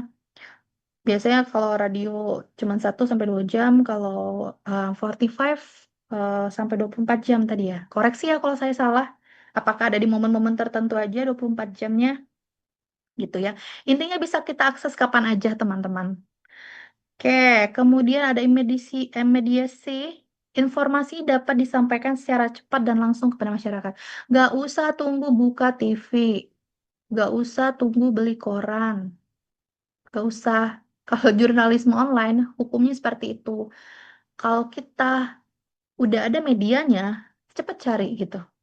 Misalnya kalian tahu nih ada apa ya informasi kemarin yang lagi heboh, eh, apa namanya, pidato Pak Prabowo ya. Misalnya kalian harus cari di TV menurut news anchor dan pakar-pakar misalnya. Kalau misalnya kalian hanya ingin melihat konteks pidato, kalian buka aja media sosial. Itu kan biasanya sudah ada atau lewat live streaming. Gitu ya, itu kan langsung bisa kita akses teman-teman. Nggak harus kita menunggu update dari media lain gitu ya. Karena tadi ada audience control, terus ada non-linearity, ada storage, sampai unlimited space, dan kemudian informasi dapat disampaikan langsung secara cepat hari itu juga, detik itu juga. Makanya kalau ada apa-apa kita ya kayak bencana, kemudian perang gitu di belahan bumi manapun itu kan cepet ya. Karena ada jurnalisme online yang menyampaikan jadi reportase langsung di sana gitu ya. Jadi dianggapnya internet adalah medium tercepat untuk menyebarkan informasi. Ya, betul ya. Tapi teman-teman harus harus ini juga sih, harus pilih-pilih juga informasinya sebagai audience control tadi ya. Walaupun kita diberi keleluasaan, tidak ada larangan untuk menikmati atau memilih atau misalkan menyebarkan kembali berita tersebut, tapi kita harus tahu apakah benar tuh berita yang kita share gitu ya. Walaupun misalnya kalian tinggal klik aja, teruskan, teruskan, teruskan, share, share, share gitu ya. Jadi ini 1, 2, 3, 4, 5 potensi kekuatan jurnalisme online. Kemudian ada 2 lagi, ada multimedia capability. Tadi kan disebut juga ya sama teman-teman yang presentasi ya. Kemampuan multimedia, cakap digital, gitu-gitu kan ya. Jurnalisme memungkinkan berita tidak disampaikan tidak hanya dalam format teks, tapi juga dilengkapi audio dan video. Tadi siapa namanya Deswita tadi bilangnya liputannya diupload di Reels Instagram, ya kan? Nah itu salah satu dari multimedia capability. Kemudian kalian nge-share sesuatu informasi ya sifatnya ya di TikTok. Itu kan pakai audio visual kan? Audio visual dong sifatnya. Nah, itu masuknya ke multimedia capability. Jadi itu perpanjangan dari Telsiu ya. Mediumnya banyak kalau dikaitkan dengan jurnalisme online. Oke, kemudian ada interactivity, memungkinkan adanya interaksi. Ini juga disampaikan tadi sama teman-teman kalau misalnya di kolom chat ya, ada kata-kata yang lucu, ada kata-kata yang seru, yang mudah dimengerti misalnya ya. Nah, itu masuknya ke interactivity juga. Jadi ada interaksi, memungkinkan adanya peningkatan partisipasi pembaca dalam setiap berita dengan adanya kolom komentar ya tadi atau fasilitas media sosial yang memungkinkan pembaca menyebarkan atau membagi share berita di akun media sosial. Jadi di interactivity ini membuka seluas-luasnya teman untuk bisa berpartisipasi atau berkomentar. Beda ya sama tadi yang audience control itu kan itu lebih kepada bagaimana kita mau atau tidak. Ketika ada multimedia capability, kemudian ada interaksi, ya kalian nggak apa-apa interaksi langsung aja. gitu ya, pakai tadi bahasa-bahasa yang baru ya, tidak baku bahasa-bahasa yang baru. Itu ada masuknya di interactivity. Ya, kemudian misalnya menjelaskan sesuatu di audio dan video tidak terlalu memakai bahasa baku, pakai slang juga nggak apa-apa kok, nggak masalah. Kan itu bagian dari jurnalisme online kita yang tidak ada kaitannya dengan aturan baku harus EYD misalnya, nggak apa-apa kan itu perluasan dari model Telsiu tadi. Ya, gitu teman-teman. Saya sangat appreciate kalau teman-teman em, di kehidupan sehari-harinya itu menjadi citizen journalism ya. Jadi bisa bermanfaat bagi orang banyak. Kalau ada sesuatu hal ya lagi di mana gitu ya, ada yang menarik, terus kalian coba menjadi reporter itu nggak apa-apa kok. Itu kan melatih kalian juga ya. Siapa tahu ada minatnya menjadi orang-orang yang ada di media ya, gitu. Jadi publik tidak lagi semata bergantung pada media-media konvensional untuk mengikuti perkembangan dunia, ya. Oke, intinya media online itu sebagai rujukan utama kita untuk membutuhkan informasi. Mediumnya adalah media, gitu teman-teman. Kenapa adanya CMC? Jadi kita harus mengulik betul media-media mana aja sih yang sebenarnya relevan gitu ya. Dari sekian banyak media itu, relevannya yang mana? Apakah media itu hanya media sosial gitu kan? Enggak juga gitu. Contohnya film dokumenter gitu kan. Atau misalnya pakai media film di bioskop gitu ya. Itu kan juga bagian dari medium berkomunikasi ya teman-teman. Kayak gitu. Ada yang mau ditanyakan atau yang dikonfirmasi? Atau ada contoh kasus lainnya yang pernah dialami? Atau ada misalnya pernah kebanjiran, pernah apa gitu, pernah nggak melaporkan situasi terkini di media sosial, ada nggak di sini teman-teman?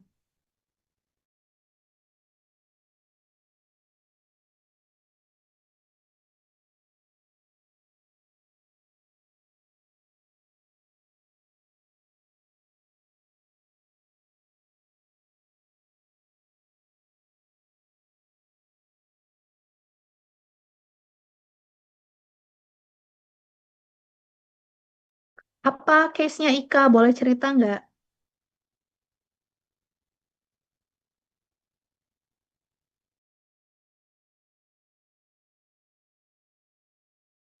Kalau waktu itu sih kayak saya pernah nemu jalanan yang jelek gitu Mbak, terus saya lapor di, nggak lapor sih tapi kayak cerita biasa di SG second account sama di Twitter gitu Mbak sambil saya tag Prabowo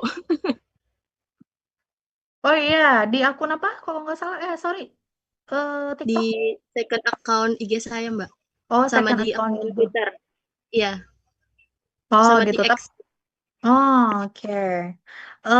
Tapi nggak video ya, sifatnya teks gitu ya. Kalau yang di SG itu saya videoin Mbak jalannya, tapi kalau yang di X itu saya cuma lampirin foto sama teksnya aja sih Mbak. Oke oke menarik nih.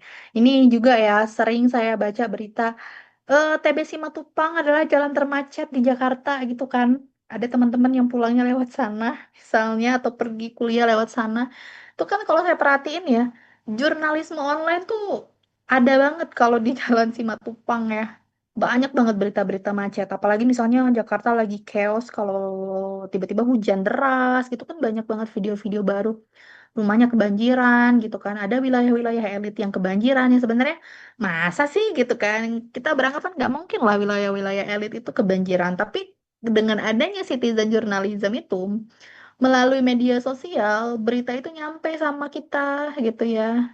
Terus kita komen dan kita punya punya pendapat baru bahwa ya berarti bukan daerah mewahnya tetapi mungkin faktor resapan tanahnya, mungkin demografis sekitarnya yang menyebabkan itu banjir gitu ya. Oke, thank you Ika. Ada lagi teman-teman? Ada yang ngomen Lambe Turah nggak suka ngomen Lambe Turah di sini? Atau ada yang ngirim ke Lambe Turah? Kira-kira. Setuju nggak kalau kalian Lambe Tura itu bagian dari jurnalistik online, kaitannya dengan media.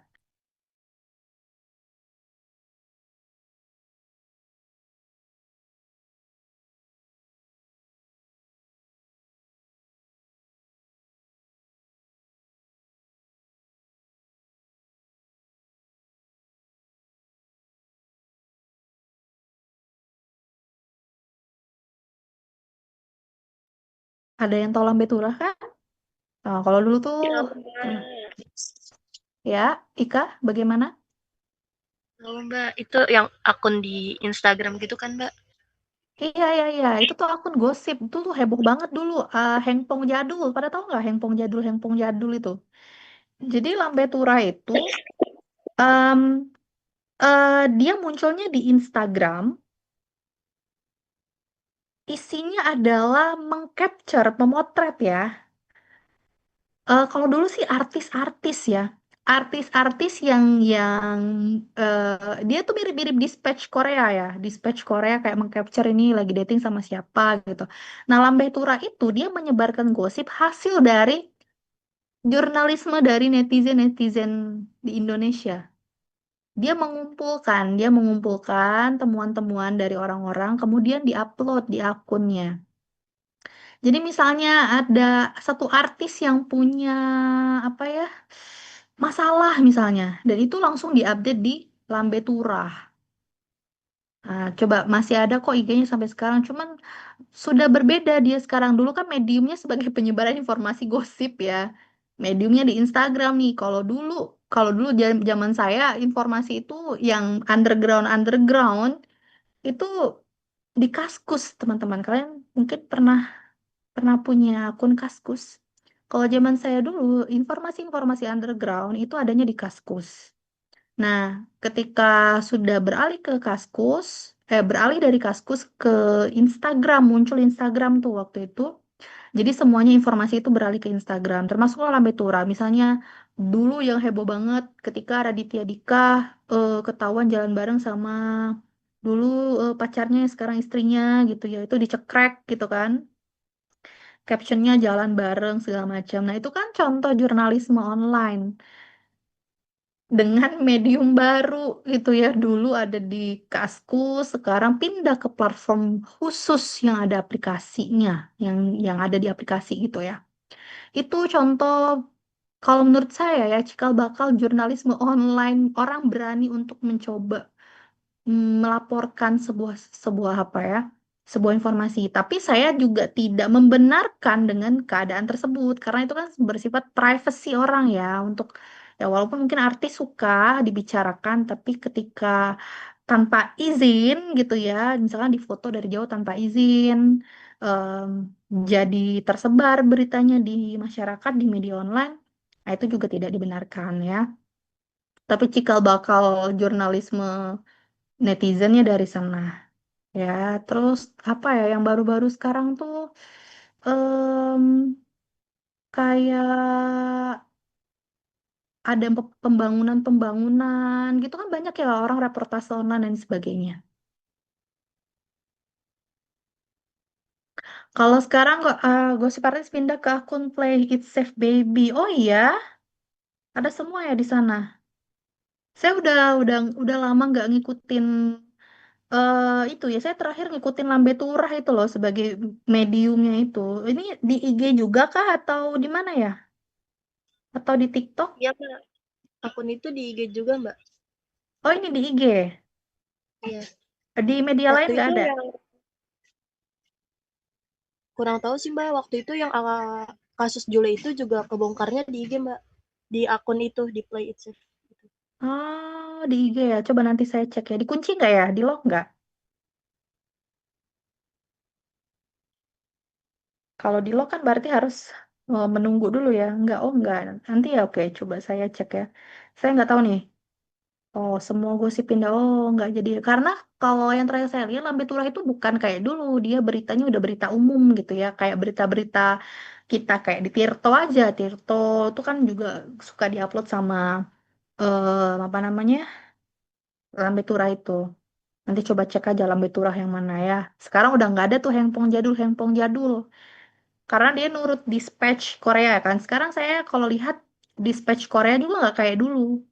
Dia lebih kepada kayak menurut saya ya lebih kepada em, aktivitas-aktivitas saja ya kayak berita juga biasa gitu. Kalau dulu kan nggak, dia lebih kepada investigasi report gitu kan. Oke. Nah, sama ini deh.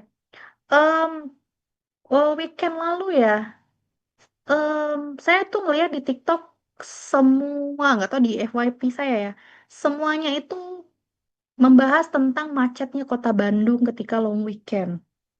Jalan macet, tempat makan antrean, jalannya penuh macet juga gitu ya. Nah, itu kan bagian dari citizen journalism juga. Karena orang luar nggak akan pernah tahu ketika long weekend semacet apa. Jalan di sini macet misalnya, oh ternyata rame nih, ada kirap lah, ada Persib Day lah kemarin ya. Tuh penuh, jalan-jalan semua ditutup. Nah, itu contohnya teman-teman. Karena kalau kita cari informasinya langsung di media massa itu kan jarang ya. Jarang bisa sedetail itu. Malahan sekarang menurut saya media massa tuh justru ngambil dari video-video jurnalisme warga aja, ya kan? Kayak di apa namanya? Dicoba disiarkan dan berita itu dari orang lain, bukan dari mereka sebagai jurnalisme media massa gitu. Ambilnya dari jurnalisme online. Dan itu kan dari orang lain ya, kayak gitu teman-teman. Oke, kalau ada lagi silakan contohnya. Jadi nanti diingat teman-teman ya. Jadi em, benang merah dari Telsiu itu saya mengaitkannya dengan jurnalisme online. Ya, mediumnya media sosial, tapi kan media sosial untuk memberikan informasi itu banyak. Termasuk dengan adanya jurnalisme ini, kita kan jadi terliterasi dengan baik ya, teman-teman. Tapi tetap di sini ada audience control, teman-teman harus tahu mana yang benar, mana yang salah, mana yang boleh di-share, mana yang tidak. Kayak gitu ya. Jadi 7 potensi ini akan terus berkembang dan bisa dijadikan guidance ya kalau kalian misalnya mau jadi influencer edukasi ya, mau jadi influencer edukasi itu bagus banget. Jadi teman-teman harus melihat 7 potensi ini gitu ya. Apalagi misalnya konten-konten kalian kayak anak Gen Z banget kan, itu kan biasanya mudah dipahami ya kata-katanya daripada misalnya orang-orang level milenial atau boomer yang memberikan informasi itu beda, beda pemahamannya ya. Oke, kita masuk karena tadi bicara tentang jurnalisme, jadi media baru berpendapat ada 4 hal ini yang mampu mengubah jurnalisme. Ya, yang pertama, sifat konten berita berubah secara tak terelakkan sebagai akibat dari munculnya teknologi media baru. Nggak bisa nih kita menghalangi kalau em, apa ya bahasanya tuh suasana ya, atmosfer dari sebuah media itu em, berubah. Tadi kayak saya bilang, Instagram tuh kayak jadi lahan gosipnya Lambe Tura. Tapi yang saya alami perubahannya adalah dari zaman 2012, 2010 sampai hari ini, berarti total lebih dari 10 tahun ya, mungkin 15 tahunan, itu media Instagram itu berubah, berevolusi. Kalau yang saya alami, dari awal saya punya Instagram, suasana Instagram itu nggak kayak sekarang. Instagram itu awalnya memang buat album foto. Tapi makin ke sini kan berubah ya. Jadi media pemberitaan, media informasi kan sekarang.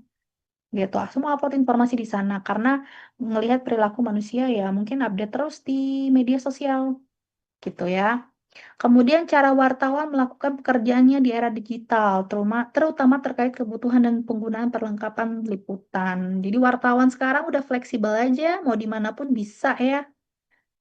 Kalau orang bilang apakah wartawan akan tergerus profesinya enggak.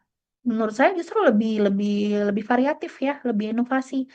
Kalau dulu secara konvensional, sekarang wartawan bisa meliput di mana aja, kapan aja, dengan variasi berita yang beragam ya. apapun bisa dilaporkan sekarang, nggak hanya harus kasus tertentu. Sekarang yang lucu-lucu juga bisa diinfokan, yang unik-unik gitu ya, diinfokan. Kemudian struktur ruang redaksi dan industri berita sedang mengalami transformasi mendasar. Nah ini ya, mungkin saya pernah cerita atau enggak ya, mungkin pernah, tapi coba saya ulangi lagi ya, karena ini berkaitan dengan industri beritanya. Jadi ada anak 2023, anak bimbingan saya magang, dia magang di sebuah radio dan ketika hasil sidangnya itu dia berbicara ada temuan bahwasannya radio di tempat dia magang itu sudah bertransformasi mengejar karena selama ini ada di zona nyaman, dia medium. Jadi dia ngerasa gini, dia punya pendengar dan mungkin pendengar itu akan loyal. Tetapi survei mereka pendengar ini udah mulai bergeser karena nggak semua orang punya punya waktu mungkin nggak semua orang sempat gitu ya untuk mendengarkan radio mereka setiap hari misalnya mereka udah udah mengalami panik gitu ya akhirnya mereka melakukan terobosan baru dari hasil temuan survei itu jadi em, sekarang nggak hanya radio kalau 45 kan saya nggak tahu deh apakah apa namanya punya gebrakan juga ya, maksudnya nggak hanya di ruang apa ruang siaran atau mungkin juga keluar ya kalau 45. Nah kalau radio yang mahasiswa ini akhirnya dia melakukan streaming di YouTube. Jadi nggak hanya audio tapi akhirnya mereka mencoba untuk em, apa ya mentransformasikan itu menjadi audio visual. Tetap streaming juga gitu ya. Nah, itu mereka mencoba mencoba menjelajahi itu karena mungkin mereka tahu podcast-podcast sekarang itu kan lagi ramai-ramainya gitu ya. Semua hal-hal streaming itu kan banyak di YouTube. Mungkin mereka membaca arahnya ke sana. Tadi audience control itu kan nggak bisa kita duga ya teman-teman. Kita kita nggak tahu mungkin kita seminggu ini lagi seneng nontonin buka Twitter, mungkin seminggu kemudian kita off. Nah, gitu tadi maksud audience control, karena audiens ini kan nggak bisa hanya fokus satu ya, bebas memilih apa aja. Nah, kasusnya jadinya mereka punya transformasi baru. Selain di ruangan siaran, mereka juga streaming di YouTube. Bahkan em, memvisualkan ruangan mereka siaran gitu loh, dan kayak mengundang apa sih namanya ngundang tamu dan lain sebagainya kayak gitu ya jadi mau nggak mau orang-orang di media massa harus harus mau ikutan berubah gitu ya jurnalisme nggak hanya di ruang siaran aja sekarang nggak hanya di ruang studio mendengarkan news anchor dan lain sebagainya ya kemudian yang keempat media baru membentuk kembali seperti apa bagaimana hubungan antara unsur di dalam berita jurnalis dan audiens mereka, termasuk narasumber, kompetitor, advertising, dan misalnya dari support pemerintah ya. Jadi syukur kalau kita sekarang medianya tidak dibatasi ya, tidak terlalu dibatasi menurut saya kecuali yang Komdiji itu untuk anak-anak di bawah umur. Menurut saya sampai sekarang walaupun misalnya banyak apa ya, saya nyebutnya di bredel ya, apa ya di bredel itu ya dihentikan apa ya dibuang lah di cut misalnya itu kan akan terus ada tadi yang ada 7 potensi tadi ya nggak nggak nutup kemungkinan media itu akan terus terus menghasilkan memproduksi informasi gitu kan kemudian ada advertising kan udah masuk ya sekarang iklan-iklan di mana kalau kalian suka nonton Deddy Corbuzier, kemudian Denny Sumargo itu kan kalau kalian lihat ada iklan di sana ya. Jadi ketika orang punya medium untuk berbicara, berkomunikasi, terus ada advertising di sana itu bagian dari jurnalisme juga. Soft selling gitu bahasanya ya, itu kaitan juga dengan jurnalisme. Contohnya adalah apa? Orang-orang review makanan, ya kan? Dulu kalau kita sih kiblatnya sama Pak Bondan ya, atau kan Pak Bondan Winarno dulu yang apa sih Mak News ya, tagline-nya Mak News. kita kan dulu kiblatnya ke sana ya. Kalau setiap review makan pasti kita ngikutin apa yang didatengin sama Pak Bondan. Tapi sekarang coba kalian lihat, kalian pun bisa loh jadi jurnalisme seperti itu. Kalian datang ke sebuah tempat untuk mereview sebuah tempat, kemudian mereview sebuah kafe, restoran, dan lain sebagainya ya. Kemudian kompetitor. Kalau kompetitor itu nggak mungkin hilang juga ya. Kompetitor itu akan tetap ada. Bayangin aja, TV itu berapa kompetitornya? Kompetitor TVRI itu banyak kan? Muncul media-media baru gitu dengan ciri khasnya masing-masing. Kompetitor itu akan tetap muncul ya dan harus ada menurut saya. Jadi tidak boleh ada apa ya namanya tuh apa ya center tersendiri gitu ya. Coba aja dulu kalau kita hanya satu TVRI doang gitu ya sampai hari ini. Nah, dengan adanya kompetitor itu kan tadi Raihan bilang ada perspektif baru. Mungkin ada informasi-informasi yang tidak disampaikan oleh media lain gitu kan. Ataupun misalnya setiap media ini membahas sebuah berita kan ada ciri khasnya masing-masing. Itu kalau untuk media massa, kalau untuk media sosial kompetitor baru pasti akan muncul lagi nih. Pasti gitu kan. Apalagi udah ada AI ya kompetitornya AI gitu. Jadi mungkin orang-orang akan mencari berita di AI aja. Oke, seperti itu teman-teman. Bagaimana media menurut Pavlik ya, media baru mengubah jurnalisme dalam 4 cara. Oke, lagi-lagi kita harus sepakat bahwasannya adanya praktik jurnalisme ini karena adanya media sosial. Kalau nggak ada media sosial, nggak akan ada citizen journalism. Ya, nggak akan bisa kita diberi kebebasan untuk mencari informasi, menggunakan media apapun yang kita pengen, gitu, punya lebih dari satu account, gitu ya, teman-teman bisa bebas mengekspresikan diri, misalnya gitu. Ya, itu keuntungan yang sangat bagus untuk kita ya, selagi misalnya kita tidak tidak melanggar atau secara norma ya, seperti itu. Jadi kalau hasil praobservasi menunjukkan jumlah media online seperti opini.id, terus Kumparan, nih siapa yang sering baca Kumparan, menjadikan media sosial seperti Twitter, Instagram, dan Facebook sebagai medium penyebar luasan berita. Sama tadi kayak case-nya radio tadi yang mahasiswa magang. Mereka tahu mereka harus berevolusi, nggak hanya nyaman di satu medium aja.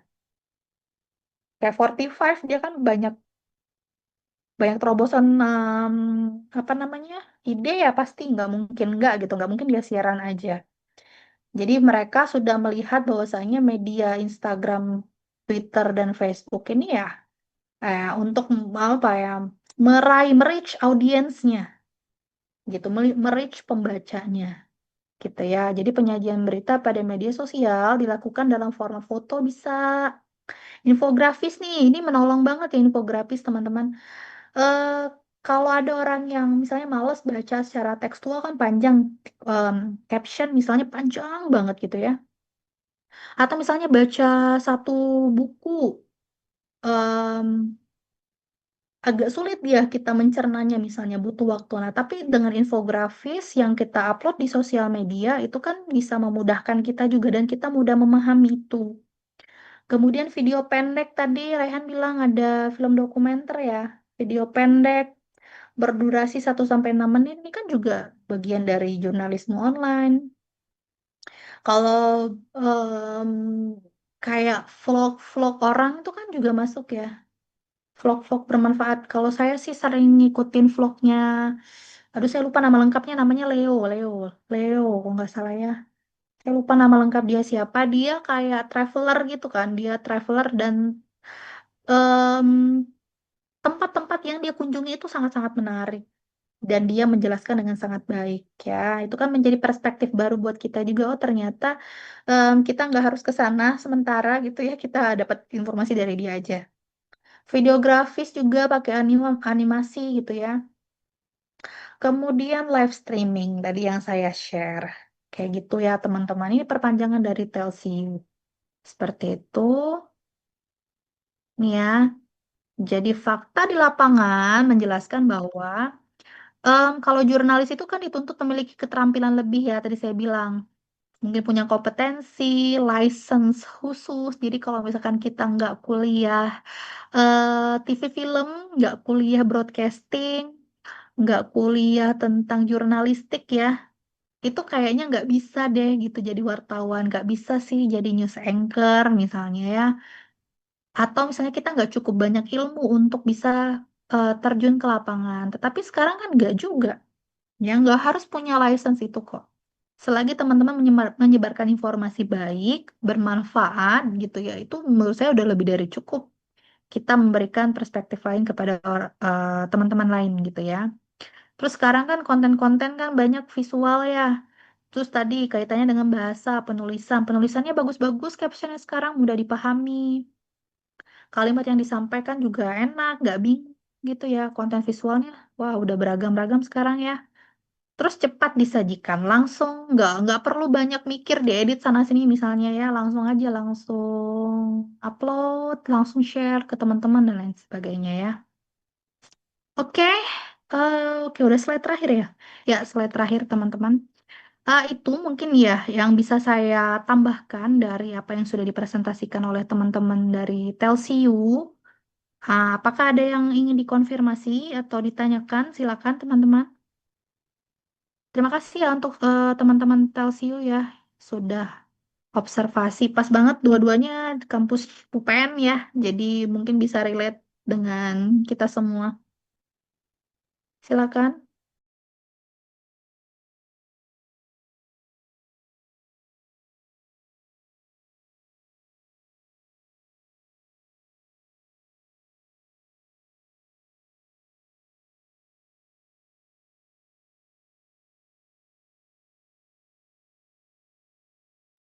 Besok kita kelas lagi ya. Ya, saya suka ketuker nih kelasnya.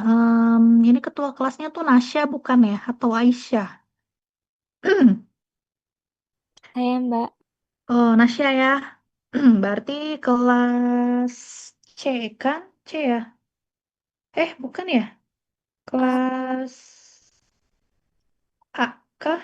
ya. Bentar, A. bentar. A ya, oke oke. Sorry ya kalau suka ketukar. Jadi besok tetap presentasi seperti biasa ya teman-teman. Materinya tentang... Krisis informasi kalau nggak salah. Oh, bentar saya cek dulu ya di listnya. Hmm, ya, komunikasi krisis ya. Jadi ada dua kelompok kan. Tetap presentasi seperti biasa. Moderator nanti gini aja. Presentasi dulu semuanya. Nanti di akhir baru boleh atau bisa tanya jawab atau misalnya mau menanggapi. Ya gitu jadi dijadiin satu aja karena temanya sama walaupun tempat observasinya berbeda gitu ya. Besok jam berapa ya Nasya dan teman-teman? Jam 1 juga Mbak. Jam 1 ya.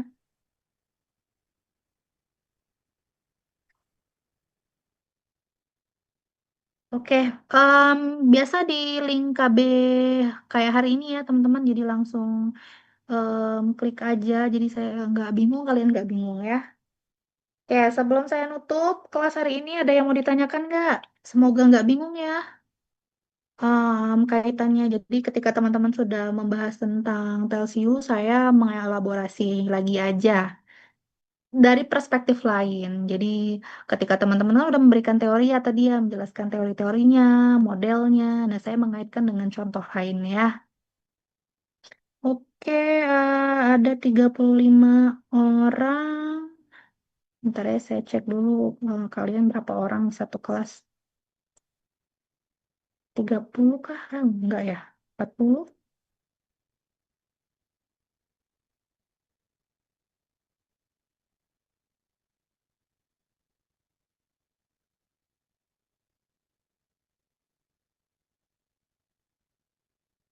Hmm.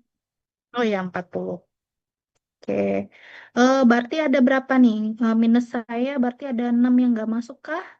Nasya nanti tolong dicek ya siapa yang nggak hadir. Walaupun kita online, saya harus tetap mengabsen teman-teman semua ya. Gitu. Oke, Nasya gitu ya. Oke, baik Mbak. Oke, jadi saya cukupkan sekian ya teman-teman untuk presentasi hari ini. Jadi kita ketemu lagi di besok ya. Oke, terima kasih teman-teman. Silakan boleh meninggalkan ruang Zoom. Terima kasih banyak, Mbak. Terima kasih, Terima Mbak. kasih banyak.